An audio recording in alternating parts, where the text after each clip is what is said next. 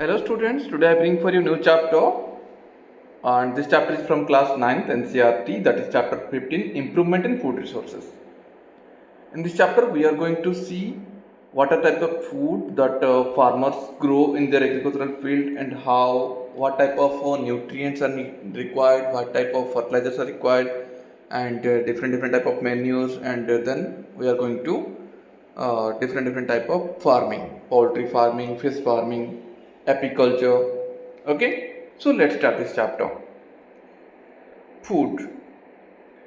Food is one of the basic needs for all living organisms. Obviously, food is the basic need of all living organisms. Food provides nutrients like carbohydrates. What are the things we get from food? No, food provides nutrients like carbohydrates, fats, proteins, vitamins, and minerals. These things we get from food material. Next, problems. India is an agricultural oriented country but still lack of food due to growing population. Obviously, it is the main problem of every Indian that we are a agricultural country but we still lack of food because of developing population, growing population. So for that, what we do different revolutions to compete, to prepare ourselves because there is no lack of food material. So what are they? One is your green revolution, that's the food production. White revolution, milk production. Blue revolution, fish production, and yellow revolution, that is oil production. We do different type of revolutions. Okay. Next, different type of crop and their nutritional value. Crop कौन सा है और उसकी में कौन सा nutrient ज़्यादा quantity में पाया जाता है? पहला, सीरियल्स. सीरियल्स में कौन कौन आते हैं ना? व्हीट, राइस, मेज, मिलेट्स, सरगम, ये सब आते हैं सीरियल्स में. और मेन कंपोनेंट क्या है उनमें? They are rich in carbohydrates. Then pulses. Pulses examples are gram, black gram, green gram, pigeon pea, lentil. Even soybean coming in the oil seeds, so not the soybean. Okay, so these are coming on the pulses and they are rich in proteins. Oil seeds की बात करेंगे तो इसके examples क्या क्या हैं? Soybean, groundnut, sesame, castor, mustard, sunflower. These are oil seeds and they are all rich in fats. Then coming to vegetables and vegetables, spices and fruits, you can see examples are carrots, cinnamon, orange, spinach, even all more different type of fruits. They are rich in minerals, vitamins, small amount of carbohydrates, fats and proteins. The vegetables, spices and fruits are rich in these type of materials. Next, fodder crop. Fodder crop means bersim, oats and Sudan grass. Fodder crop, this crop are used to food for the livestock, means cow, buffalo, horse, goat. Okay, so what are the examples? Now bersim, oats and Sudan grass. Okay, next one, different type of crop with season. हमारे India में दो type के crop season पाए जाते हैं. एक आता है आपका खरीफ क्रॉप सीजन, दूसरा आता है आपका रबी क्रॉप सीजन. खरीफ क्रॉप मतलब कि इसको रेनी सीजन भी कहा जाता है क्योंकि रेनी टाइम में होता है और जून टू अक्टूबर के बीच के टाइम पीरियड को कहा गया kharif crop season. And what are the main substances that are grow in this season? Now rice, maize and millets. In Rabi season, that is called known as winter season, November to April, and examples are soybean, pigeon pea, wheat. So rice is a type of kharif crop. Rice, maize, millets.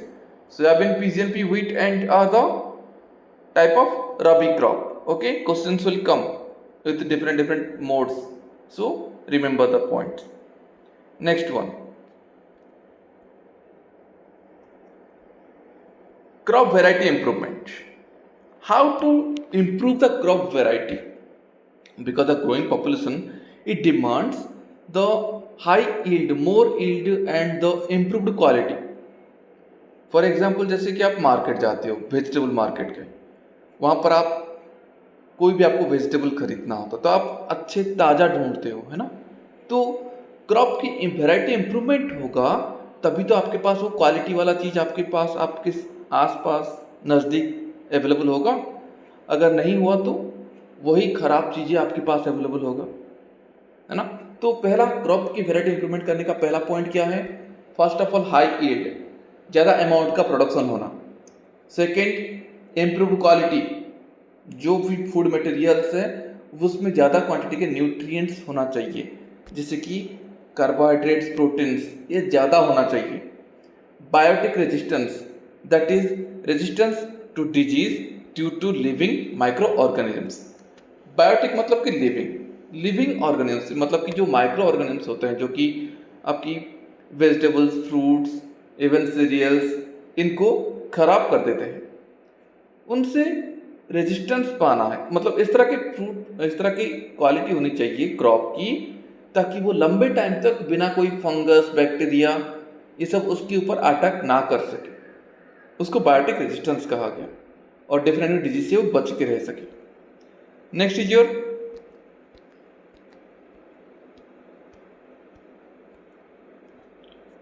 abiotic resistance. You can see resistance to problems due to non-living things like drought, heat, cold, frost, waterlogging, salinity, excess salt means. salinity का मतलब क्या है? excess salt. So abiotic resistance से भी crop को बचना चाहिए, जैसे कि ड्रॉट हो गया, पानी की कमी हो गया, ड्रॉट कहते हैं उसे, तेज गर्मी की वजह से, कोल्ड की वजह से, फ्रॉस्ट मतलब कि क्या होता है, जो फॉग पड़ता है उससे, फ्रॉस्ट, वाटर लॉगिंग, सैलिनिटी मतलब कि एक्सेस सॉल्ट हो गया सॉइल में, तब भी प्लांट ग्रो कर सकता है। ये सब हो गया आपका एबायोटिक रेजिस्टेंस। इन सब चीज़ों से अगर प्लांट को बचा सके, आप क्रॉप को बचा सके, तो ऑटोमेटिकली क्रॉप की वैरायटी इंप्रूव होगा और क्वालिटी वाली क्रॉप्स, वेजिटेबल्स, फ्रूट्स आपके आसपास अवेलेबल होंगी। नेक्स्ट हम आते हैं क्रॉप वैरायटी इंप्रूवमेंट में। और क्या क्या आता है देखो, less maturity duration, short duration crop require less costing and more rounds of crop. पहली बात है, क्रॉप की वैरायटी तो इंप्रूव कर लिया आपने, लेकिन जैसे कि कुछ ऐसे प्लांट हैं, जैसे कि आप अगर आज से 20-30 साल पहले पीछे चले जाओगे तो क्या था, जो राइस या व्हीट प्लांट था उसको कंप्लीटली ग्रो होने के लिए पूरे 6 महीने का टाइम लगता था, 6 से 8 महीने तक का टाइम लगता था। मतलब कि फार्मर ने अपनी फील्ड पर उसको लगाया, छोटे छोटे सैपलिंग को लगाया, और वो बड़े होकर फुल्ली मैच्योर होने पर, कटाई होने तक कितना टाइम लगता था? 6 से 8 महीने का टाइम लगता था। लेकिन हमने टाइम के साथ, टेक्नोलॉजी के साथ साथ हमने ऐसा किया कि प्लांट जो है जल्दी ग्रो कर सके, और आज ऐसा टाइम है कि जो प्लांट हैं, जितने भी ये जो क्रॉप प्लांट्स है, फ्रूट्स है, वेजिटेबल्स है, जितने भी हैं, वो सब क्या है, जल्दी मैच्योर हो जाते हैं, जल्दी मैच्योर हो जाते हैं। अगर कोई चीज़ जल्दी मैच्योर होगा, मान लो कि कोई चीज़ ग्रो होने के लिए पूरा 8 महीने का टाइम लेता था, तो फार्मर का टाइम भी वेस्ट हो रहा था, और 8 महीने बाद एक बार में वो हार्वेस्ट होगा। तो यहाँ पर फार्मर के लिए टाइम की कमी को बचाने के लिए क्या किया गया ना, साइंटिस्ट ने कुछ ऐसा डिस्कवर किया ताकि वो प्लांट जल्दी ग्रो कर सके, कम टाइम में मैच्योर हो जाए, बड़ा हो जाए, पूरा फुल्ली मैच्योर हो जाए। तो उससे क्या फ़ायदा हुआ? पहला तो लेस कॉस्टिंग पड़ा, फार्मर को पैसा कम लगा और टाइम भी कम लगा, और उसके साथ साथ ज़्यादा क्रॉप वो लगा सकता था। जैसे कि 8 महीने की बजाय फार्मर को अगर वो हो गया 4 महीने में हो गया, जैसे कि एक व्हीट प्लांट को लगाया उसने अपने फील्ड पर, और 4 महीने में ही वो प्लांट पूरा मैच्योर हो गया। तो फार्मर एक साल में क्या कर सकता है? 3 बार व्हीट लगा सकता है ना। तो ये भी एक क्वालिटी और वैरायटी इंप्रूवमेंट में आ जाता है। Next, wider adaptability, that is crop which can grow in different conditions will help in setting high production. Crop which can grow in different conditions will help in setting high production, मतलब कि कुछ crop ऐसे होते हैं जो कि कुछ particular area में ही ग्रो होते हैं। जैसे कि फॉर एग्जाम्पल, जैसे कि मैं उड़ीसा से हूँ, तो मेरे यहाँ पर व्हीट नहीं होता, गेहूँ होता ही नहीं बिल्कुल भी, क्योंकि यहाँ का एनवायरनमेंट कुछ उस तरह का है। लेकिन अगर मैं आपकी जगह पे चले जाऊँ, यूपी, पंजाब, इन जगह पे चले जाओ, तो यहाँ पर क्या होता है, ज़्यादा अमाउंट में व्हीट होता है, गेहूँ होता है। तो इसका मतलब कि अगर उड़ीसा का कोई फार्मर चाहेगा भी गेहूँ लगाने की तो वो लगा नहीं पाएगा, है ना। तो यहाँ पर भी कुछ ऐसे डिफरेंट मॉडिफाइड किया गया न्यू टेक्नोलॉजी का यूज करते हुए कि ऐसा एक व्हीट प्लांट को ग्रो किया गया ताकि वो उड़ीसा में भी ग्रो हो सके, उड़ीसा के एनवायरनमेंट के साथ वो खुद को ग्रोथ कर सके। तो वाइडर अडेप्टेबिलिटी, इस तरह से भी क्या हो सकता है ना, प्लांट ग्रो हो सकता है ज़्यादा क्वांटिटी में। नेक्स्ट हम आते हैं डिजायर्ड एग्रोनोमिक ट्रेट्स।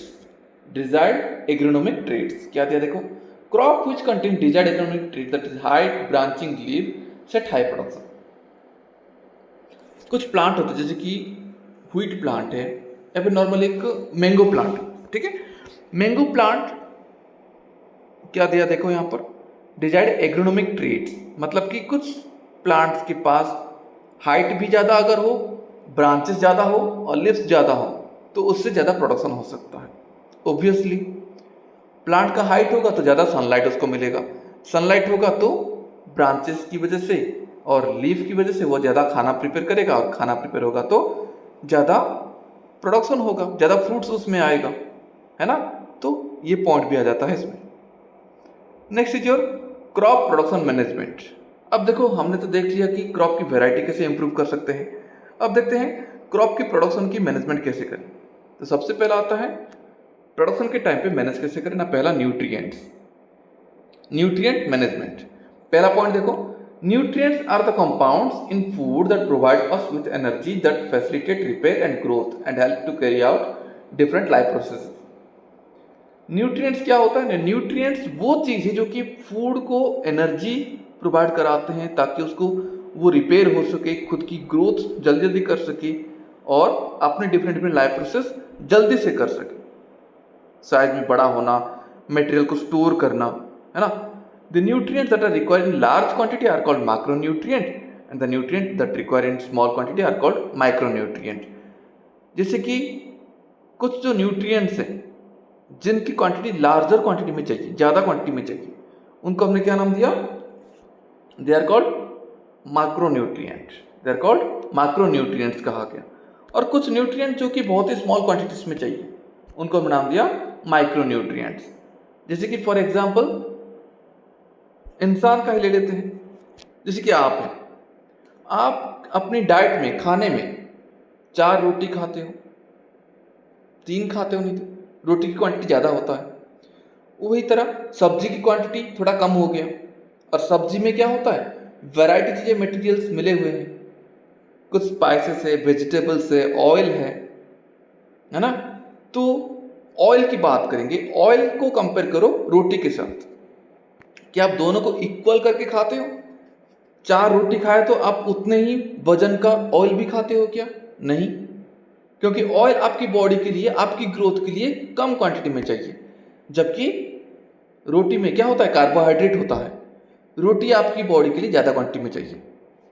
और ऑयल में हमने देखा क्या होता है, oils are rich in fats, fat आपको कम चाहिए बॉडी के लिए, तो ऑयल क्या हो गया, माइक्रोन्यूट्रिएंट हो गया, और जबकि यहाँ पर रोटी क्या हो गया, मैक्रोन्यूट्रिएंट। आई होप आपको ये एग्जांपल समझ में आ गया होगा।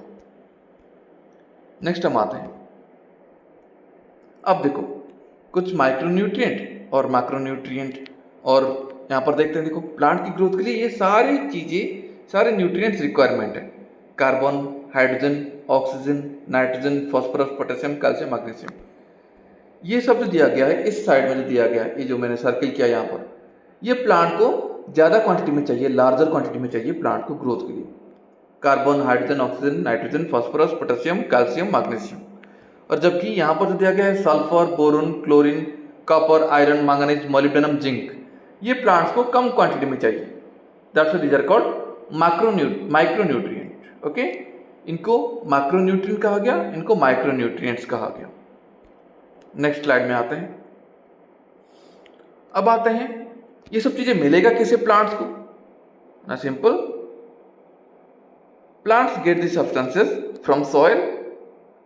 अब चलो आप तो चलो मान लेते हैं खाने से मिल जाता है, या फिर जैसे कि आपको कहीं बीमारी हो गया, किसी पर्टिकुलर विटामिन की कमी है, मेडिसिन ले आते हो और उसको खा लेते हो, वो फिलअप हो जाता है। लेकिन प्लांट्स क्या करेंगे? प्लांट्स को कहाँ से मिलेगा? तो प्लांट को मिलता है मैन्यूर से, फर्टिलाइजर से। मैन्यूर मतलब कि खाद होता है। मैन्यूर का मतलब क्या है? खाद। फर्टिलाइजर ना, ये वही केमिकल फर्टिलाइजर है जो कि दुकान से मिलता है ना। तो मैन्यूर देखो, easily made using animal and plant waste. Farmer दोनों का यूज करता है, मैन्यूर का भी करता है, फर्टिलाइजर का भी करता है। मैन्यूर आसानी से बन जाता है एनिमल और प्लांट वेस्ट से, जबकि फर्टिलाइजर को फैक्ट्री में बनना पड़ता है एक प्रॉपर तरीके से। मैन्यूर का कोई हार्मफुल इफेक्ट नहीं है और ये पूरी तरह से नेचुरल होता है मैन्यूर, जबकि फर्टिलाइजर के साइड इफेक्ट होते हैं क्योंकि ये केमिकल्स हैं। Manure good for long term soil fertility. Soil की फर्टिलिटी पावर को लंबे टाइम तक बना कर रखता है ये कौन? मैन्यूर। जबकि fertiliser not good for long term soil fertility if it uses in excessive amount. अगर ज्यादा अमाउंट में फर्टिलाइजर फार्मर ने स्प्रे किया है अपनी फील्ड पर, तो सॉइल की फर्टिलिटी पावर एकदम जीरो हो जाएगा, पूरा डाउन हो जाएगा। पेड़ पौधे तो ग्रो कर लेंगे, लेकिन सॉइल अपनी फर्टिलिटी पावर खो देगा, जबकि मैन्यूर से ऐसा कोई प्रॉब्लम नहीं होता। नेक्स्ट हम आते हैं नॉट इफेक्टिव एज फर्टिलाइजर। यहां पर देखो, फर्टिलाइजर क्या होता है? बहुत इफेक्टिव है, जैसे कि very effective obtaining fast result. Fertiliser से जल्दी रिजल्ट आपको मिल जाएगा, लेकिन मैन्यूर से फर्टिलाइजर इतना तेजी से रिजल्ट आपको नहीं मिलेगा। लेकिन मैन्यूर सॉइल के लिए, प्लांट्स के लिए बहुत अच्छा होता है, जबकि फर्टिलाइजर नुकसानदायक होता है। और मैन्यूर बहुत ही आसान है, चीप है, फार्मर खुद बना सकता है, जैसे कि काउ डंग से बन गया। और फिर प्लांट के वेस्ट प्रोडक्ट जैसे कि लीफ हो गया, फॉलन लीफ है जो पत्ता गिर जाता है, उसको प्लांट फार्मर ने एक पिट मतलब गड्ढा खोद के उसमें ये सब चीज़ डाल दिया।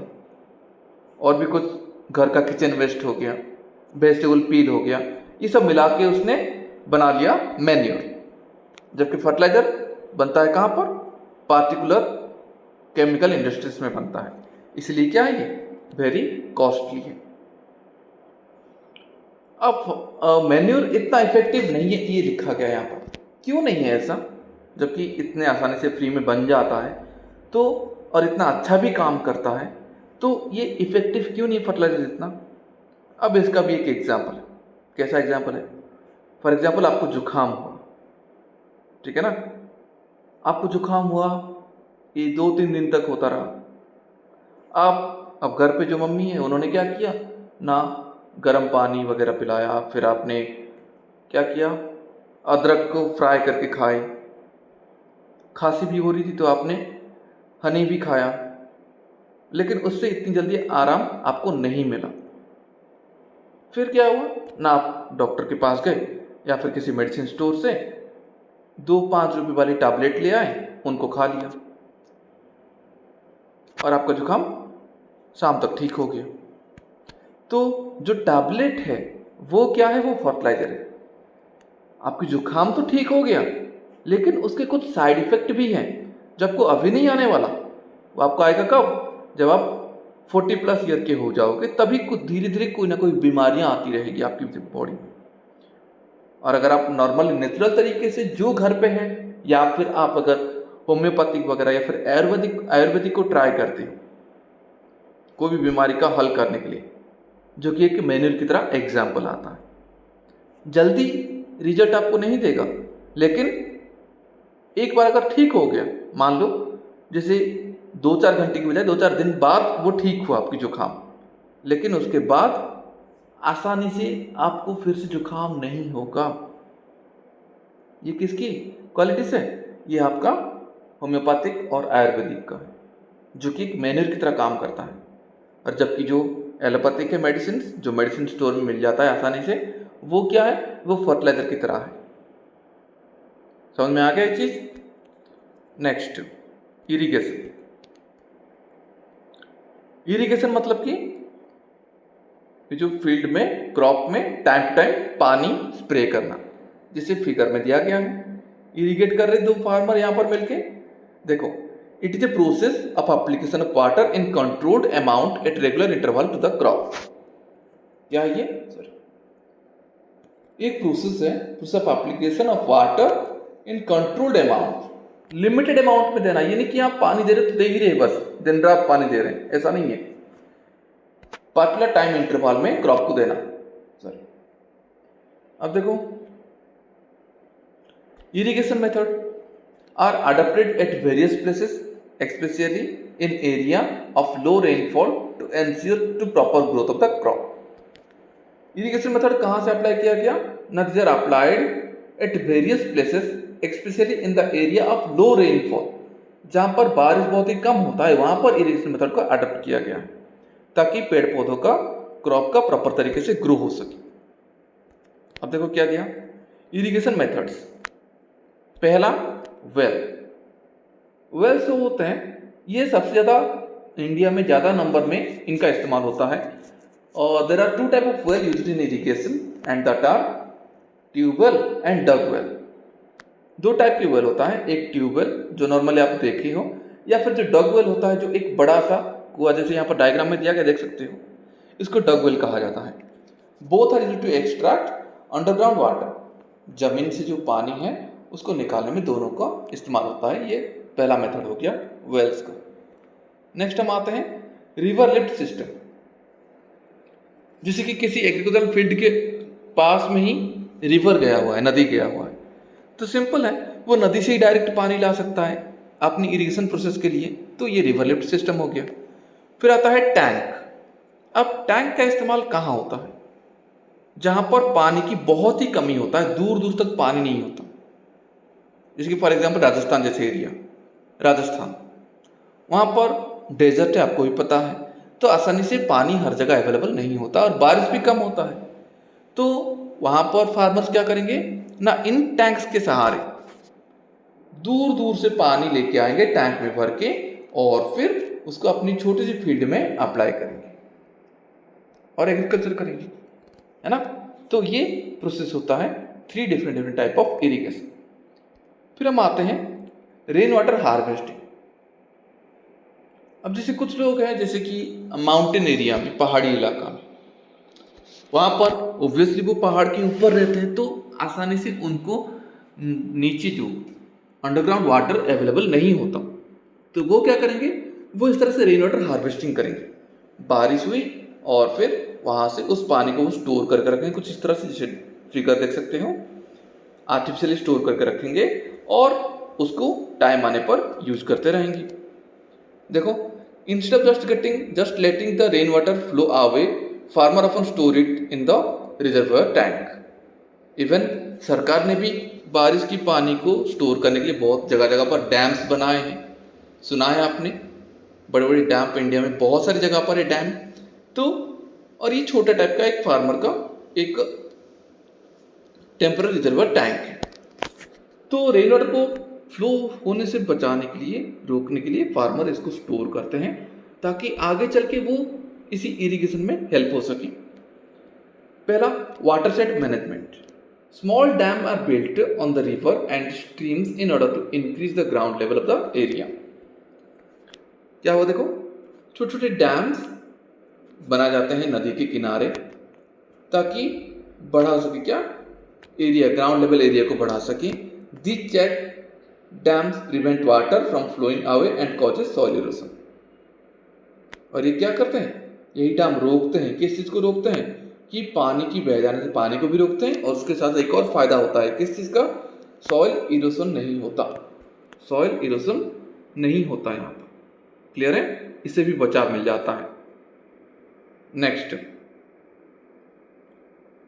Cropping pattern. Different cropping patterns are used by farmer in order to increase the crop yield। Cropping pattern क्या होता है, देखो समझो इस चीज को अच्छे से ना। Different type of cropping patterns are used by the farmers to increase the और crop yield। First is mixed cropping.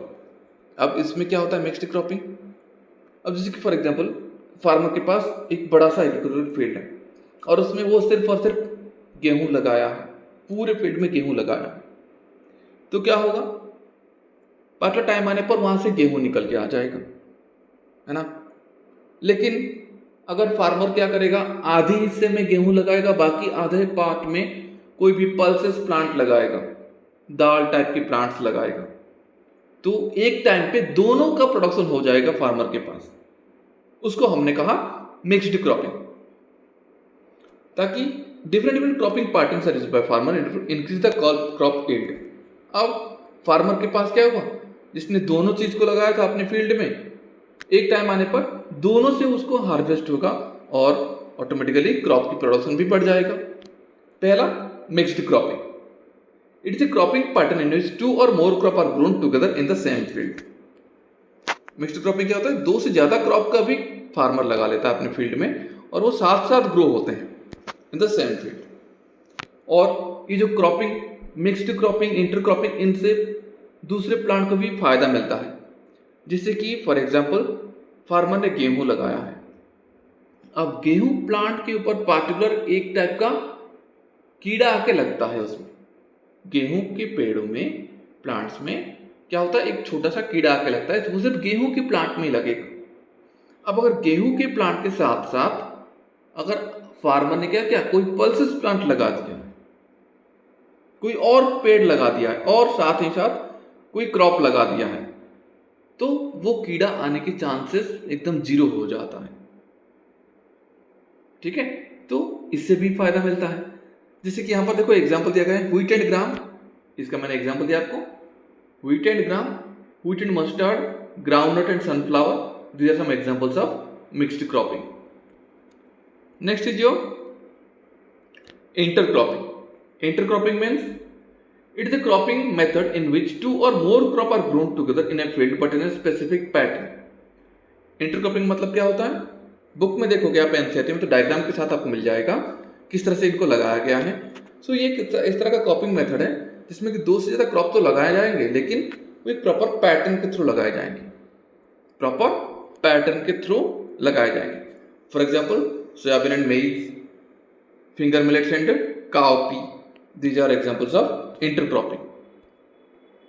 Next हम आते हैं क्रॉप रोटेशन, रोटेट करना क्रॉप। जैसे कि फॉर एग्जाम्पल फार्मर अपनी फील्ड पर सिर्फ व्हीट ही लगा रहा है, 4 महीने में व्हीट निकला, 6 महीने में व्हीट हार्वेस्ट हो गया, कटिंग हो गया उनका, अब फिर से व्हीट लगाएगा, तो इससे क्या होगा, व्हीट प्लांट को बड़े होने के लिए एक पार्टिकुलर अमाउंट का न्यूट्रिएंट चाहिए होता है।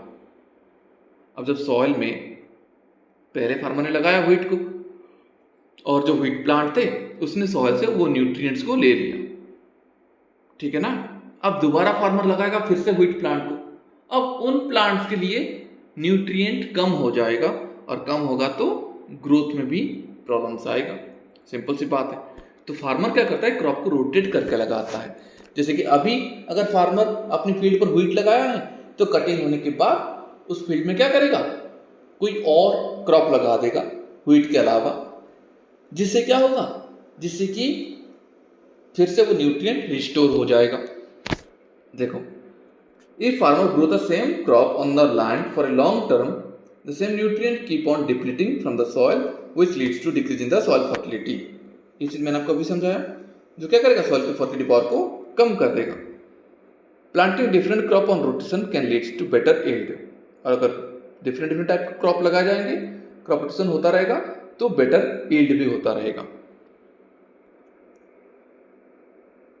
अब देखो, फार्मर अगर क्रॉप को रोटेट करके लगाता है, जैसे कि फॉर एग्जांपल फार्मर ने पहले अपनी फील्ड पे व्हीट लगाया, व्हीट ने क्या किया ना, ग्रोथ करते टाइम, व्हीट प्लांट ग्रो करते टाइम कौन सा न्यूट्रिएंट ज़्यादा यूज करता है ना, नाइट्रोजन को ज़्यादा इस्तेमाल करता है प्लांट, नाइट्रोजन को यूज करता रहता है।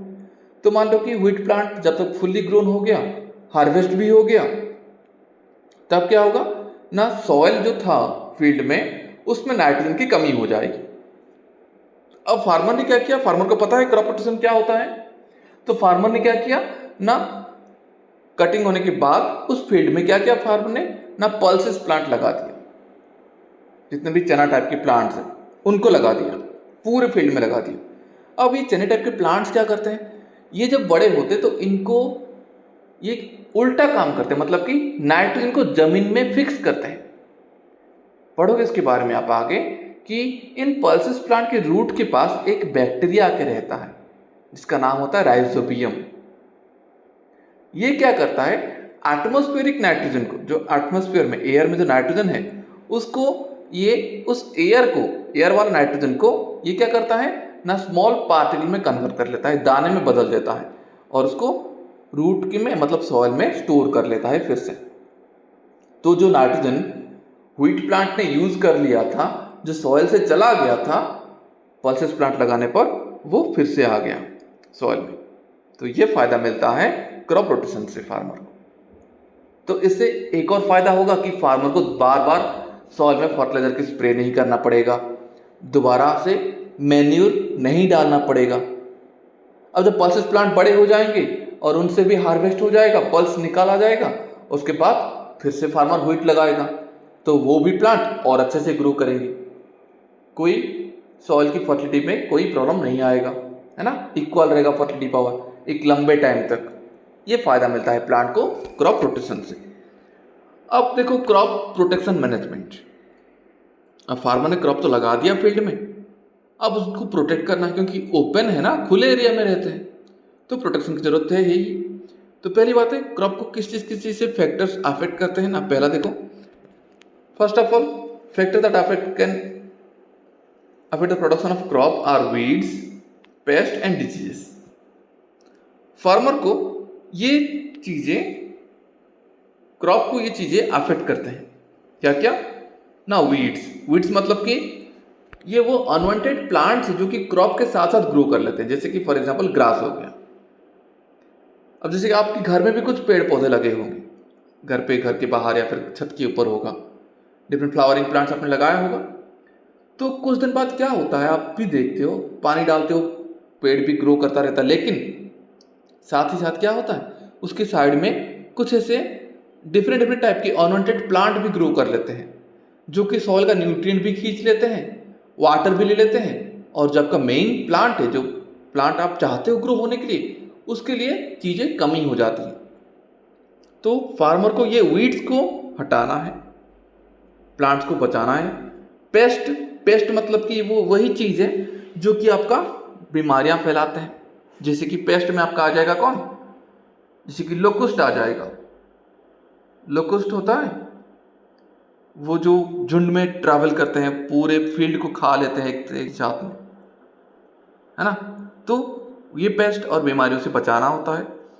फिर आता है वीड्स। देखो, along with crop sometimes some other plant also grow up and not need it.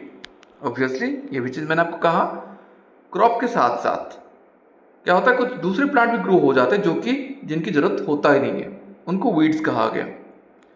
फिर इनको बचाने के लिए क्या होता है ना, weedicides are spread on field that can kill them as they do not harm any crop. क्या होता है, फार्मर क्या करेगा ना, वीडिसाइड को स्प्रे करेगा। वीडिसाइड्स मतलब कि वीड्स को हटाना पूरी तरह से, और ये वीड्स क्रॉप के प्लांट के ऊपर, क्रॉप प्लांट को कोई नुकसान नहीं पहुंचाएगा, सिर्फ उस वीड्स प्लांट्स को ही नुकसान पहुंचाएगा। समझ में आ रहा है ना ये चीज। लेकिन ये वीडिसाइड भी केमिकल्स है। अब चलो ठीक है, क्रॉप प्लांट को तो कोई नुकसान नहीं पहुंचा, लेकिन ये वीड्स धीरे धीरे कुछ अमाउंट में जो फ्रूट वेजिटेबल ग्रो हो रहा है उसके अंदर चला जाएगा, और आप उसको लेके आए, आपने देखा कि हाँ कोई कीड़ा नहीं है, एक बढ़िया सा एकदम ताजा फ्रूट है, ताजा वेजिटेबल है, लेकिन उसमें से उसके अंदर ये केमिकल्स होंगे जो कि आपको दिखाई नहीं देगा, लेकिन आप इनटेक करने के बाद डेफिनेटली बीमारियों में पड़ जाओगे। तो ये वीडिसाइड्स की बात आ गया। Weeds can be operated manually by the farmer.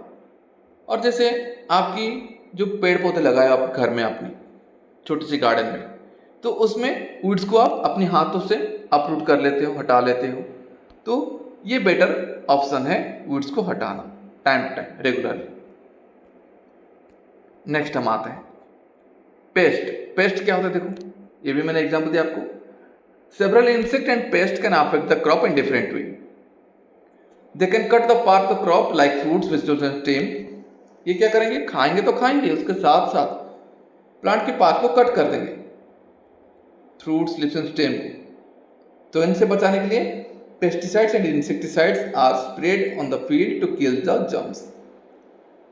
Same chemicals का इस्तेमाल की जाती है इनको पेड़ पौधों को बचाने के लिए।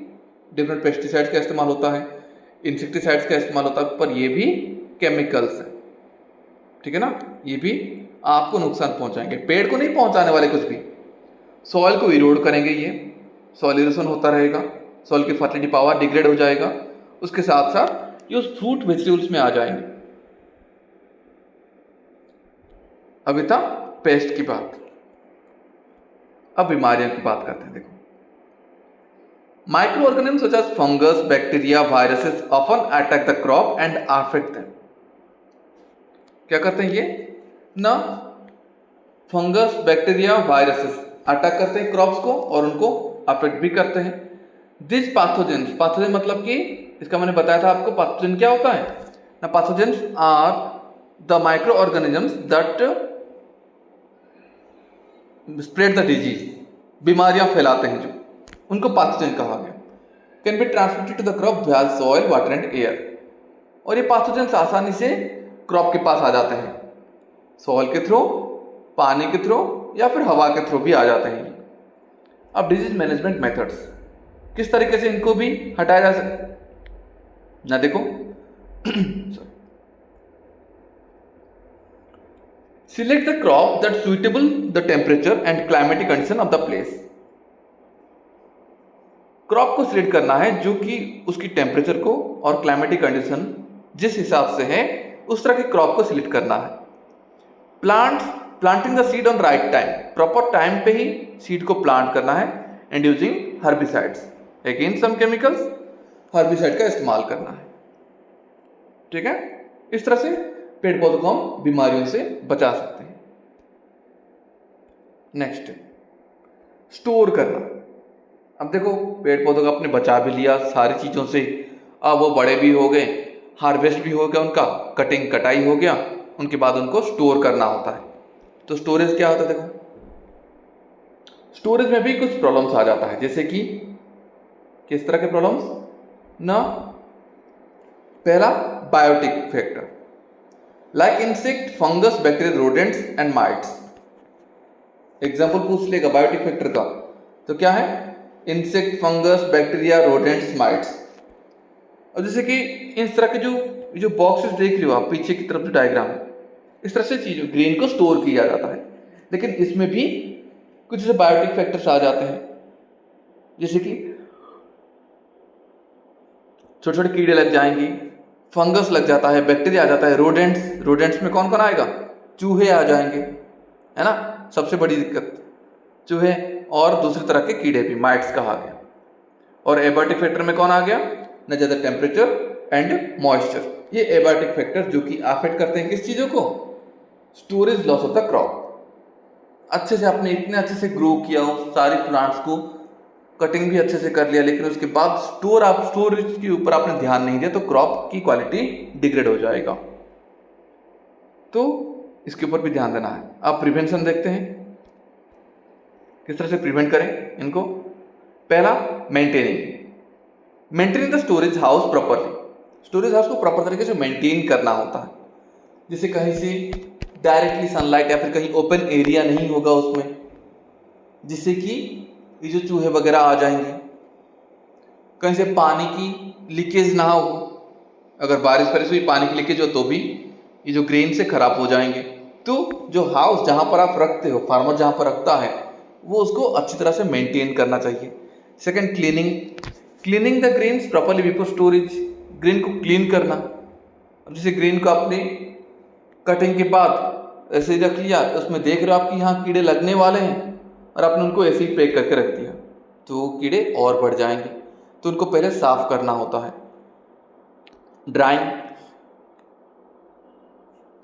सबसे बेस्ट मेथड है। Drying the grain properly before storage in sunlight as well as in the shade.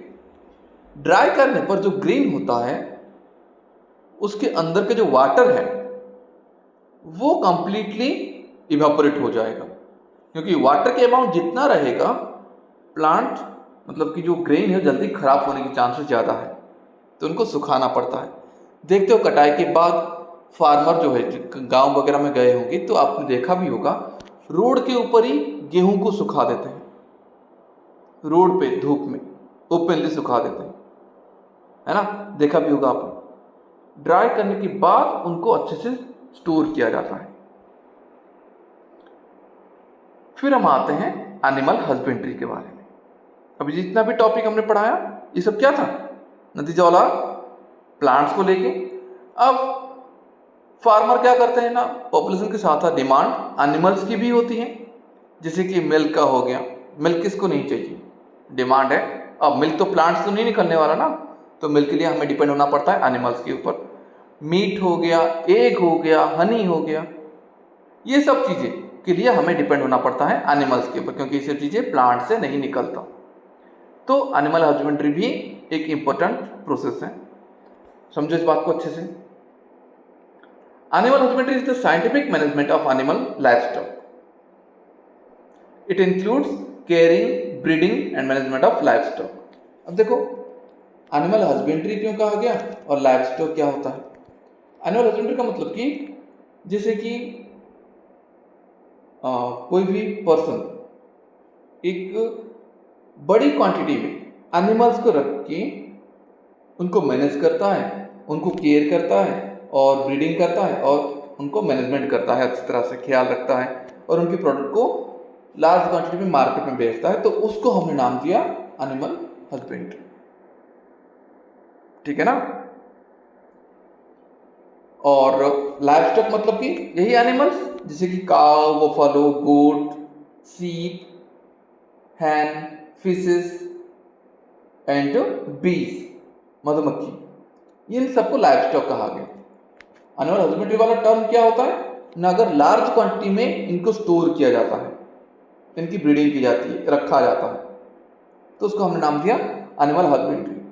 जैसे कि मान लो कि फॉर एग्जांपल आपके घर में 2 भैंस हैं या फिर 2 गाय हैं, तो आप एनिमल हस्बेंड्री नहीं कहोगे उसे, ठीक है ना, क्योंकि नंबर कम है, 2 की जगह 20, 200 होते तो आप नाम देते एनिमल हस्बेंड्री का। क्लियर है। नेक्स्ट हम आते हैं केटल फार्मिंग। सबसे पहला केटल फार्मिंग मिल्क के लिए किया जाता है ऑब्वियसली, फिर ड्रॉट लेबर के लिए किया जाता है। पहला तो जो काव है, काव बफालो है, उनसे मिल्क की प्रोडक्शन की जाती है और उसके बाद फार्मर क्या करता है ना, जो ऑक्स है, ऑक्स हो गया जिनको लेबरिंग के लिए इस्तेमाल की जाती है, तो यही 2 चीजें जिसकी वजह से केटल फार्मिंग की जा रहा है। Next is your poultry farming. Poultry farming mainly refers to growing and protecting various type of domestic fowl commercially. Fowl मतलब birds. Poultry farming मतलब कि ग्रो करना, प्रोटेक्शन करना डोमेस्टिक फोwl को कमर्शियली वर्ड में, तो उनको पोल्ट्री फार्मिंग कहा गया। पहला, management of fowl are done for 2 processes, 2 purposes. 2 purpose के लिए इन बर्ड्स को रखा जाता है, पाला जाता है। पहला क्या हो गया आपका ना, प्रोडक्शन ऑफ एग, एग का प्रोडक्शन, दूसरा production of meat. Examples, 2 type के पोल्ट्री बर्ड के एग्जांपल, एक हो गया आपका इंडिजिनस ब्रीड जो कि इंडिया में पाया जाता है, जैसे कि असील एंड बुरोसा। फॉरेन ब्रीड्स में कौन आ गया, लेगहॉर्न एंड ब्लैक मिनोरका। आपकी बुक में इन दोनों का नाम मेंशन किया गया है, Aseel and leghorn. Okay, next benefits of cross breeding. Cross breeding भी की जाती है, आप पढ़ोगे, एनसीईआरटी में लाइन है क्रॉस ब्रीडिंग क्या है, हाइब्रिडेशन क्या है। बेनिफिट्स क्या होता है क्रॉस ब्रीडिंग का, foreign breeds of chickens are crossed with Indian breeds to achieve high quality, it's thus has better traits such as increase in number of chicks, summer adaptation capacity, low maintenance requirement and cheap diet. अब जो farmer जो poultry farming करते हैं वो mostly prefer करते हैं इस cross breeding का। क्रॉस ब्रीडिंग मतलब क्या होता है ना, एक फॉरेन ब्रीड, फॉरेन चिकन के साथ एक इंडियन ब्रीड को क्रॉस किया जाता है, मतलब कि उनके बीच में रिप्रोडक्शन किया जाता है, जिसकी वजह से जो न्यू ब्रीड प्रोड्यूस होगा, उससे क्या होगा ना, चिक्स का नंबर ज़्यादा होगा ऑटोमेटिकली, और गर्मी सह पाएगा वो, समर अडेप्टेशन कैपेसिटी होगा उसमें, मेंटेनेंस कम होगा, लो मेंटेनेंस होगा उसमें, और वो खाना भी कम खाएंगे, चीप डाइट। क्योंकि जो पोल्ट्री फार्मिंग का एक मेन एक्सपेंस होता है कि वो ज़्यादा खाते हैं, जो चिकन है वो ज़्यादा क्या करते हैं, खाना खाते हैं ज़्यादा। तो उसमें कि फार्मर्स का अबाउट जितना भी अपनी प्रॉफिट होगा उसका 30 to 40% वो सिर्फ इन दाना खिलाने में ही चला जाता है उसका पैसा। तो वो ऑब्वियसली क्रॉस ब्रीडिंग की तरफ जाएगा, क्योंकि अगर कम खाएंगे तो खर्चा भी कम होगा खाने के ऊपर। नेक्स्ट फिश प्रोडक्शन, क्या तरह देखो यहां पर, fish production, fish is a cheap source of animal protein for our food. Sorry for the noise, students. This fish production.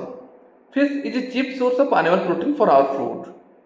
हमारे खाने में फिश एक इंपॉर्टेंट सोर्स, प्रोटीन का सोर्स होता है, बड़ा सोर्स होता है एनिमल फूड में। एनसीईआरटी देखोगे तो उसमें एक टेबल बनाया गया है जिसमें कि मीट के बाद फिश से आपको ज्यादा क्वांटिटी का प्रोटीन मिलता है, ठीक है। सेकेंड, फिश प्रोडक्शन आप 2 टाइप्स, और प्रोटीन ज्यादा हाई अवेलेबल होता है, लेकिन फिश एक ऐसा सोर्स है जिसमें कि आपको ज़्यादा क्वांटिटी के प्रोटीन्स मिल सकता है कम पैसे खर्चे करके। तो 2 टाइप के होते हैं फिश का प्रोडक्शन। ओके, पहला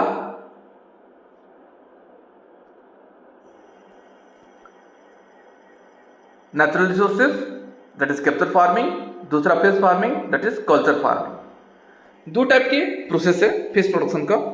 एक है आपका नेचुरल रिसोर्सेज कैप्चर फिशिंग, जैसे कि किसी नदी में गए या फिर किसी बड़े से झील में गए और फिर वहां से मछली पकड़ के लेके आए। नॉर्मली जो फिश वहां पर पाए जाते थे उनको पकड़ के लेके आए, उसको हमने कहा कैप्चर फिशिंग। कल्चर फिशिंग क्या होता है, आर्टिफिशियली, जैसे कि आपने एक आर्टिफिशियली वाटर स्टोरेज बनाया, उसके अंदर आपने फिश को छोड़ा, छोटे छोटे फिशेस को छोड़ दिया आपने, उसमें उनका देखभाल किया, उनको दाना वगैरह खिलाया आपने, और फिर वो बड़े हुए और आपने उनको मार्केट में लाके बेचा। इसको हमने कहा कल्चर फिशिंग।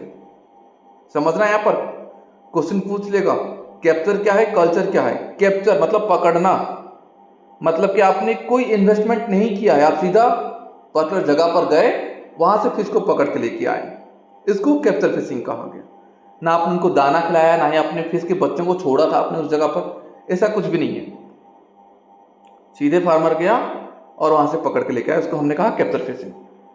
लेकिन दूसरा कल्चर फिशिंग क्या होता है ना, आपने यहाँ पर कल्चर किया, मतलब कि छोटे छोटे फिश को आपने छोड़ा, कुछ पैसे लगाए उसके ऊपर आपने शुरुआत में बच्चों को खरीदने के लिए, फिर उसके साथ साथ उनको दाना खिलाने के लिए, है ना, और फिर वो जब बड़े हुए आपने उनको पकड़ा और मार्केट में बेचा, उसको हमने कहा कल्चर फिशिंग। क्लियर है। अब आते हैं marine fisheries. Marine fishes are caught using fish nets and mechanical capturing technique.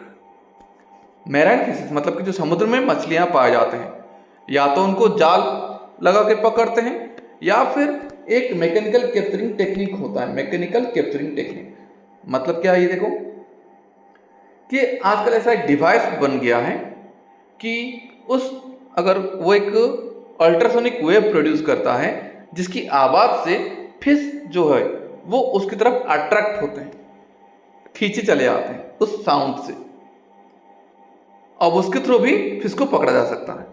दूसरा, main source of marine fishes is marine water और सॉल्ट वाटर। ऑब्वियसली समुद्र का फिश कहाँ होंगे, समुद्र में होंगे या फिर नमकीन पानी वाली जगह पर होंगे। Example tuna, Bombay duck, prawns, ये कुछ मैराइन फिशेस के एग्जाम्पल्स हैं। नेक्स्ट हम आते हैं inland fisheries.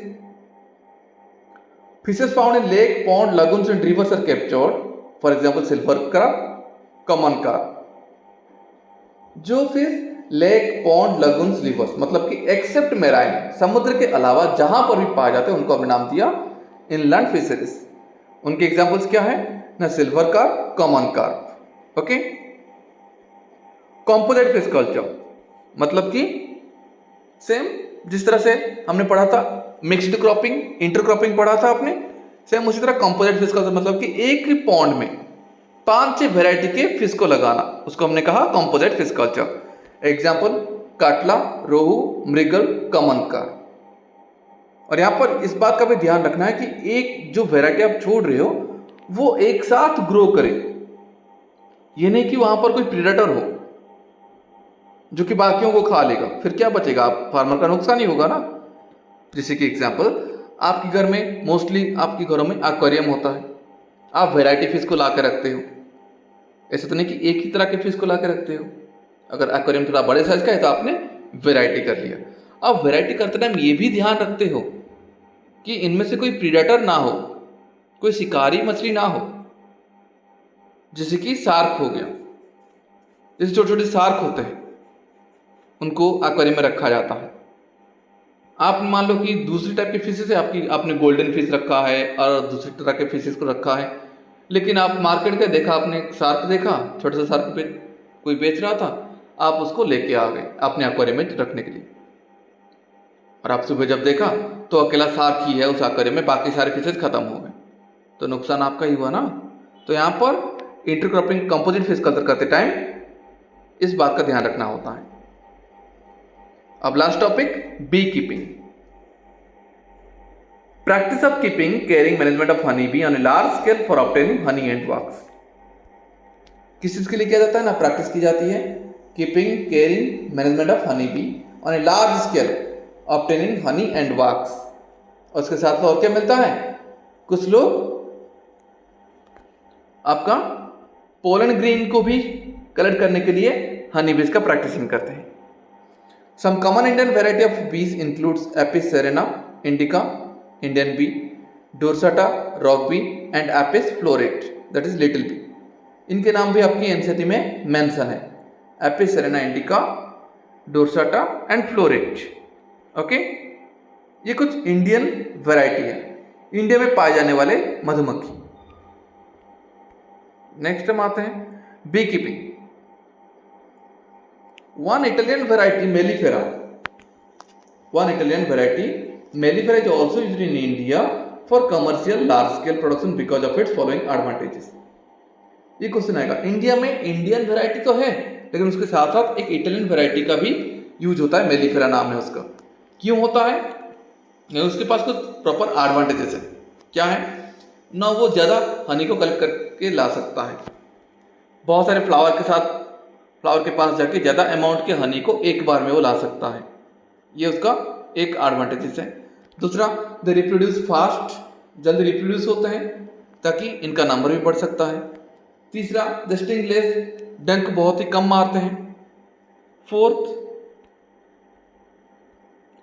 The staying beehive for a long time, beehive में लंबे टाइम के लिए वो रहते हैं, ये नहीं कि बार बार अपनी बिहाइव को चेंज करते हैं, जगह बदलते रहते हैं, ऐसा नहीं है, लंबे टाइम के लिए रहते हैं। ये क्वेश्चन आएगा आपका मेलिफेरा इंडिका के इटालियन भी जो मेलिफेरा है उसके एडवांटेजेस बताओ, या फिर आप एनसीईआरटी देखो तो आपको ये क्वेश्चन मिल जाएगा, या तो इंटेक्स में होगा या फिर एक्सरसाइज में होगा। तो पहला, high Honey collection, reproduce fast, stingless and the stay in A beehive for long time, मतलब कि एक ही बिहाइव में वो लंबे टाइम तक रह जा पाते हैं। तो ये कुछ एग्जांपल्स था, डिटेल्स था आपका हनी बी कीपिंग के बारे में। इसके साथ साथ आपका ये चैप्टर कंप्लीट होता है। अभी आपका काम है एनसीईआरटी के लाइन बाय लाइन पढ़ना। कोई भी डाउट लगे, डिस्क्रिप्शन में मेरा नीचे नंबर भी है, आप उस पर मुझे मैसेज कर सकते हो। कहीं पर भी आपको कोई भी डाउट लगे, एनसीईआरटी में कुछ ऐसे आपको टर्म्स मिलेगा, शायद आपको समझ में ना आए, तो आप मुझे सिंपली डायरेक्टली पूछ सकते हो in WhatsApp method. So thank you everyone. So I hope this video will helpful to you, and share it to your friends, subscribe my channel. Thank you. Jai Jagannath.